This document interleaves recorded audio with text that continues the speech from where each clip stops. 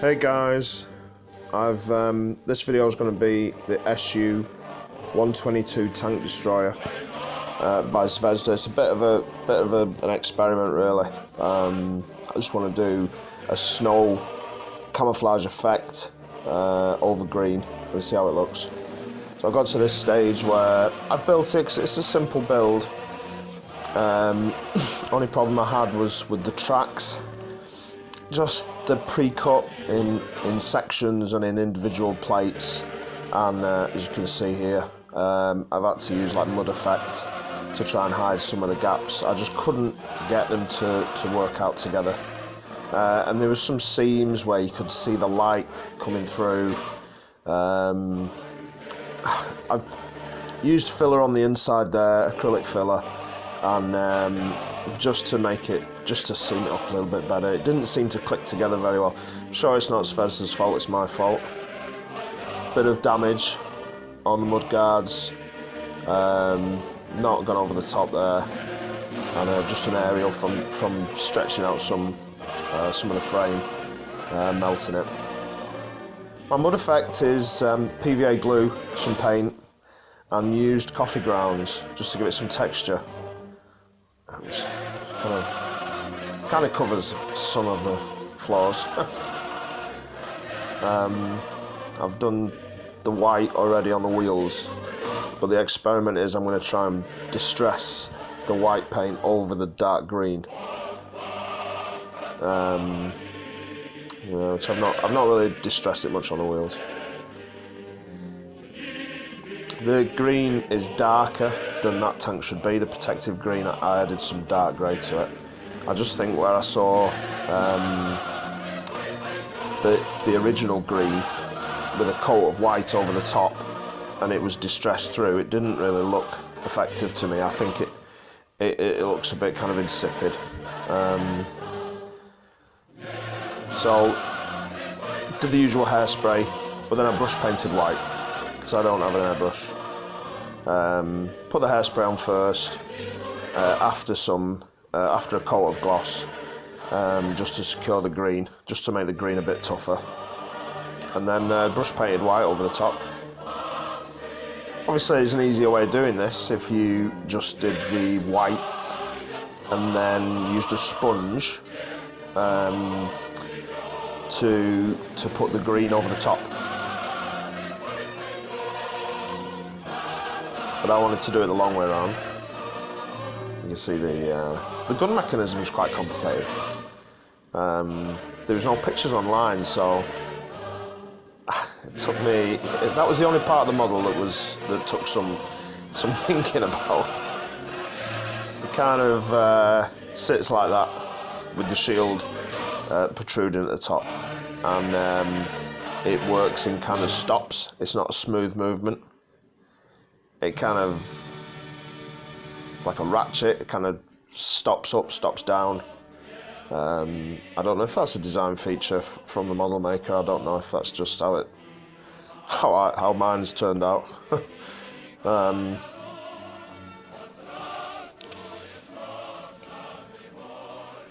not precious about the white surface of paint that I've done.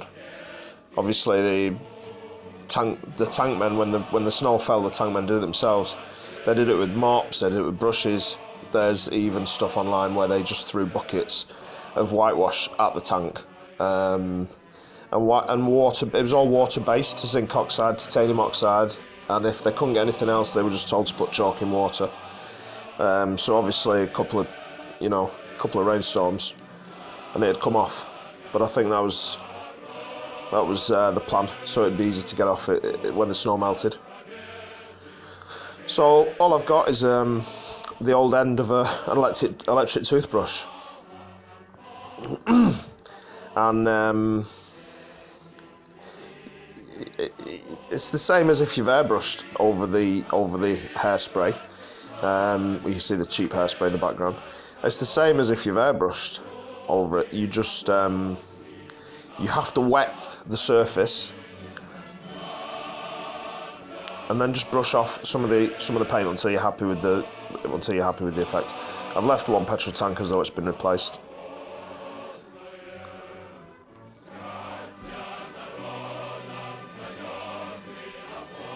And one of the benefits, I think, of having a snow camouflage, having a white camouflage, is when I come to do some rust effects on it, I think it'll look fantastic. The white against the oranges and the browns, it'll show it up. And I think if the tank's paintwork, original paintwork, was a bit scuffed, and they put water-based house paint or something over the top of it, which they did, they just improvised, then rust would have soaked through it. So this is the engine. The engine covers areas where the tank may be walking around, even fighting from. There's always the infantry crews seen on the back of Soviet tanks, topping up the fuel, diesel tanks. I think heavy wear at this area. And water would sit on it as well if it was just zinc, if it was just chalk and lime. The challenge is, when you're doing a paint job that the tank crew have thrown at it, is not just making it look like a scruffy model that's been badly painted. That's why I wanted to use this effect and not sponging on,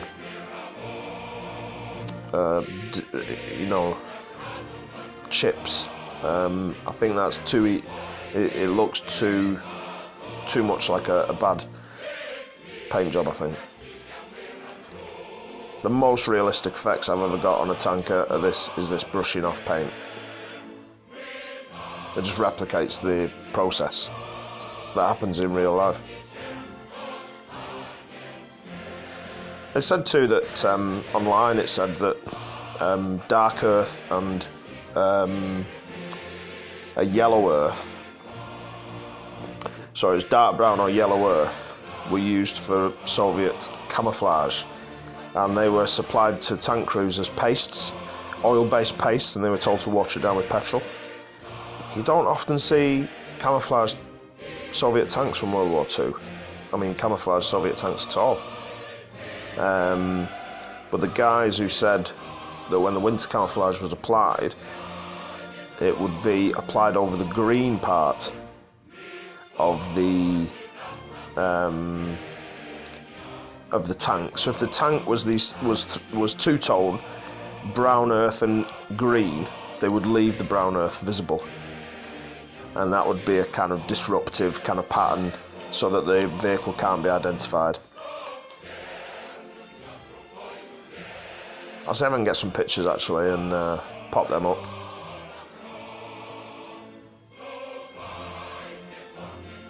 So I'm applying it to the front of the tank where it's hit saplings, gone through hedgerows. These tanks went miles, pursuing the Germans, getting them out of Russia, right into Berlin.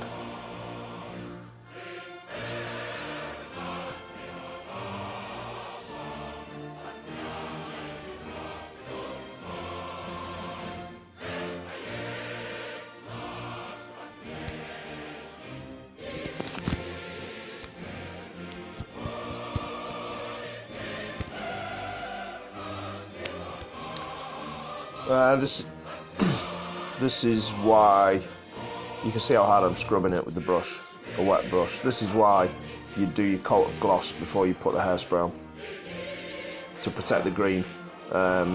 In the past, even I've not given the gloss coat enough time, and then I've started distressing it with the brush, and I've gone back through to the plastic.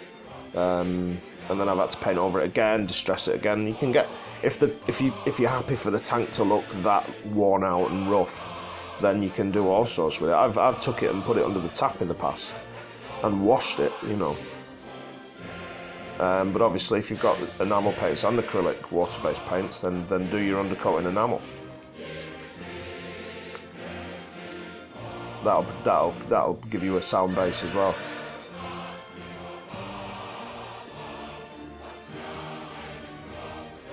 It's just a matter of working out where people would walk on the tank, where people would have their hands on the tank, and where the tank would be piling through, you know, bracken and woodland. I've heard modelers say in the past that if the driver's viewing port is on the left, then the right hand side of the model would be more worn, because he can't see what's on the other side of the gun, and he's banging into walls and he's banging into trees and things like that. When I do damage on the actual model, it tends to be just getting a pair of tweezers and just kind of putting some pressure on it, or just using fingers, or even heating it up with a candle. So the decals from Zvezda for this model, the actual camouflage, it comes as a decal, and I have seen this version in a photograph. They obviously just painted on tree branches. The photograph, I think they were actually going through the woodlands on a road. I'm just going to use the red decals, and I don't personally like it when the white over-painted camouflage is wiped back. I don't like that. It just doesn't. It seems like they camouflage a tank and then make it more visible by exposing the red stars, you know. So I'm just going to stick the red markings straight over the wear, and I ignore the wear, as though the tank men they've touched it up maybe before battle. They've touched it up because it was no longer clear that, you know, which tank it was. If you can be bothered, you know, wear the decals down, chip them with the end of a sharp scalpel. But like I say, in the past I've seen people put the decal on the green, and then when they're distressing later on with the brush, just make sure that all the white overpainted camouflage is removed from where the decal is. You know, you've got to do it for fun. I think every tank was different, and you know, the tank crew did a lot of this kind of stuff by themselves, and whichever way you go with is going to be okay. But yeah, I can imagine people saying, "Oh, you know, you put it right over a patch of green. Where, you know, why is the tank number not worn as well?" But this is how I decided to do it. Obviously, before you do any weathering, before you get any dirt or rust on there, put your decals on just so they're not bright and fresh. When if you're putting them on after the weathering, they'll just stand out too much. There was also some Cyrillic writing for this tank if you didn't opt with the red numbers and star option, and you know, that was nice. It was saying that they'd overstripped production, the production numbers for the benefit of the troops at the front. So it was like a message from the tank factory, which I liked, but it just didn't go with the colours because the lettering is white. You can see at the back there I've replaced the vinyl grille. It's like a nylon grille that comes with the model, the vent above the engine. I've replaced it just with wire. It just didn't look, the scale of it just didn't feel right to me. So I'm wetting the surface again now, because when I apply a pin wash I like to do it on a wet surface. But I'm mindful that the act of brushing water onto it will still take the white off, so I'm not going too heavy. I think if you do a pin wash not onto a wet surface, then it's too heavy and it's too hard to manipulate. If I was doing a really dirty, oily tank, I could just leave it as at that.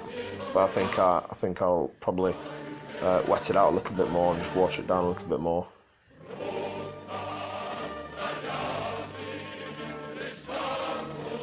Just picking out the hinges, picking out the bolts, picking out the detail. The SU122, I think it's just based on a T-34 body. with just a different gun. So if the back looks familiar to you and you've made a T-34, I think the T-34 has one diesel tank on each side usually, and this has two. The big SU tank destroyers, I think, all had two on each side. So yeah, wiping off the excess without lifting off all the rest of the white camouflage paint, because I've not put a surface of gloss over the top of that to protect it. I don't want to have a gloss tank.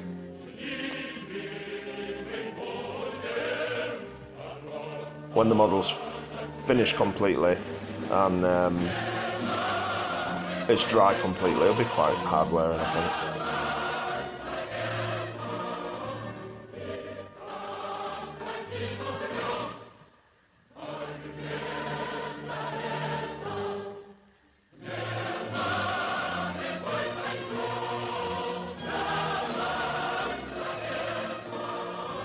In theory, I could have done this process with the actual distressing through the camouflage process, because it's just brushing water on. And better model makers than me could do the rusting, the pin wash, and the distressing through to the green in one manoeuvre, perhaps, because it is just wetting the surface and adding some detail. But here, I'm trying to be careful not to take too much off.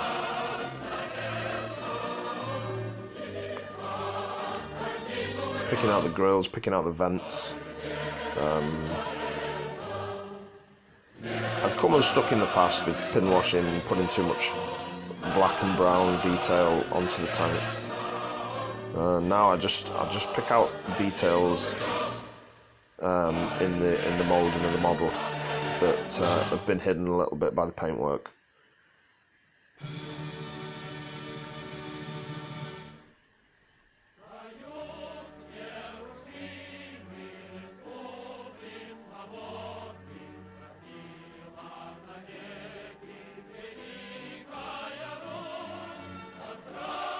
And then I've got the Vallejo Rust Effects box set. I think I'm using orange, brown, light rust and dark rust. And the Rust Effects box set has the acrylic colours in, and it has the airbrush colours in. So you can do washes and you can do detail. This is the bit that I enjoy.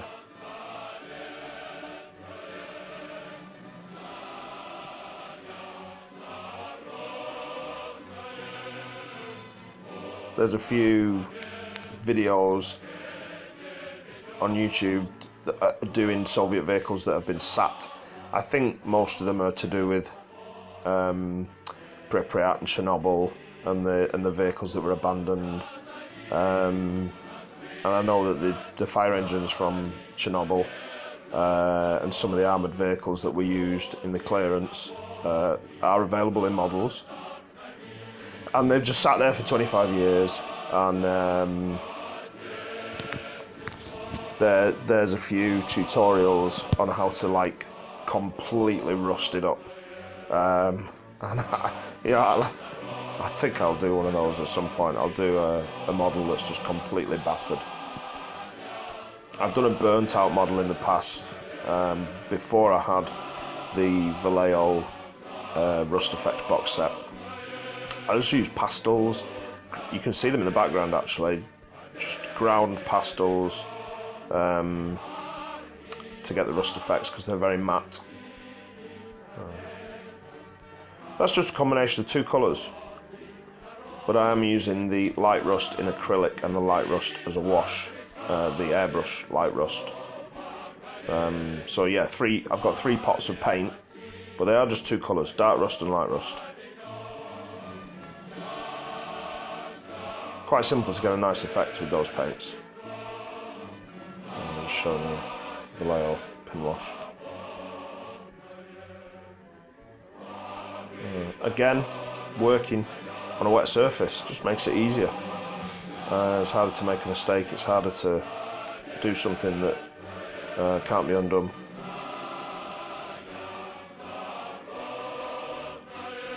This is light rusty acrylic, and I think I've got orange brown, the colour orange brown as well.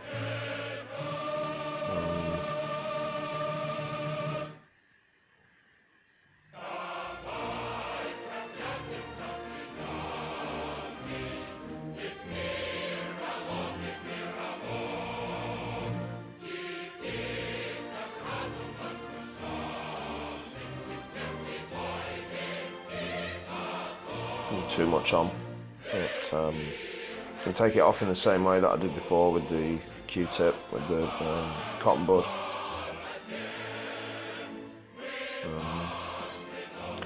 If you find it hard, I suppose, to imagine the areas that would be, I just did this from my imagination, but obviously, you know, get small photographs.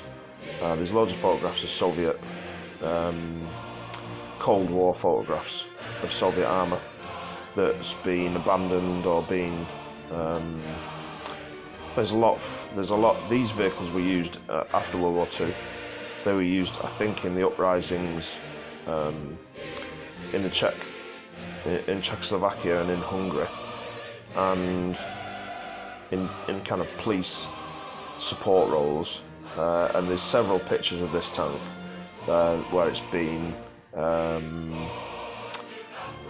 taken out of, disabled on the streets of Prague or somewhere, and by that stage they were cracking on a bit. They were 10, 12 years old, and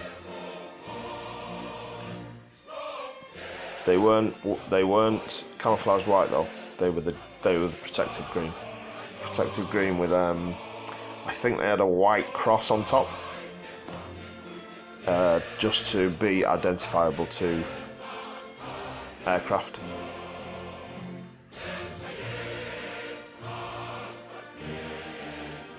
Well, the camera angle's not great, and the lighting isn't either. I was trying to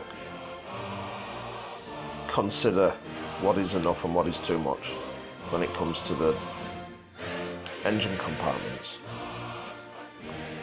Water's sitting on them,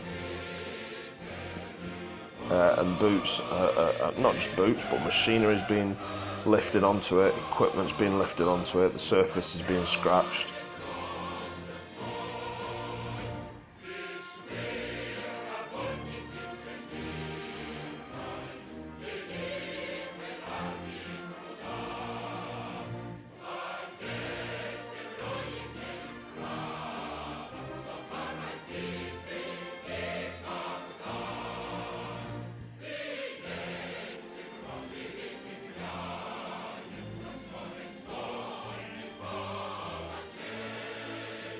I was reading a nice article about the army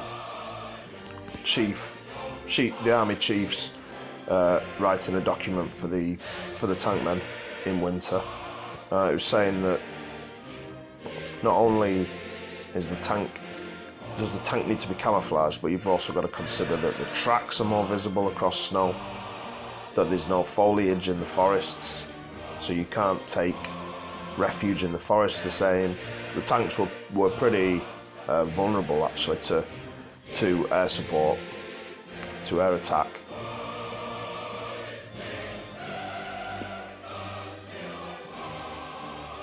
I think I purposely put more on when it comes to effects, and then get the brush with the water on, or get the cotton bud and just reduce it afterwards.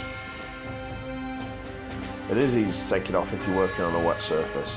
If you wet the plastic first, and like I said, you just got to bear in mind not to take off the white camouflage as well. There's all nothing's really stable after the layer of green that I've fixed.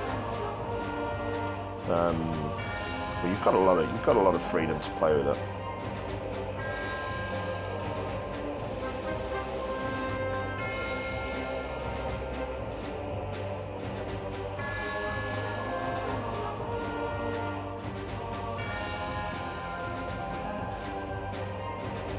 And the other Russian armour that I've done recently has not been white camouflage, winter camouflage. has been the protected green, but I've put black underneath it, and I've put dark rust underneath it, and I've had the same kind of distressing process in areas of wear. And that what worked especially was the beneath the dark green, bringing out the dark brown of rust, and then adding some washes over the top.